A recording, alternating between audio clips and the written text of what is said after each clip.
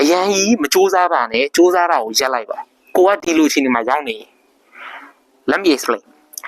ကိုတနေ့တော့ကျွန်တော်စာတင်တော့ကျွန်တော်အရှိဆုံးတက်မှာထိုင်တဲ့ကောင်မလေးကအရန်ကိုပင်ပန်းနန်းနေပြီးတော့အိမ်ငိုင်းတယ်သူဒီပုံမှန်အားဖြင့်ဆိုရင်စာကိုစိတ်ဝင်စားနေလိုက်နားထောင်တဲ့ကလေးတစ်ယောက်ဖြစ်တယ်အဲ့တော့ကျွန်တော်ကသူ့မေးလိုက်သမီးပေါ့နော်ဘယ်ချိန်အိတ်လဲပေါ့သူကပြောတယ်ညတနာရီမှအိတ်တယ်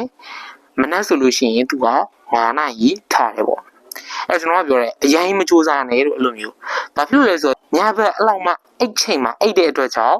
သူဒီအိတ်ရည်တွေပြက်ပြီးတော့ကျွန်တော်စာတင်တဲ့ဟာတွေကိုသူက like နားမထောင်နိုင်ဘူးဖြစ်နေအဲ့လိုချင်းနေဒီဖြစ်အောင်ကျွန်တော်တို့မစူးစမ်းတင်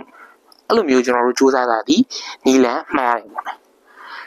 ကျွန်တော် English proverb ခုနဲ့မိတ်ဆက်ပေးမယ် Rome wasn't built in a day အတိတ်ပြပါလဲဆိုတော့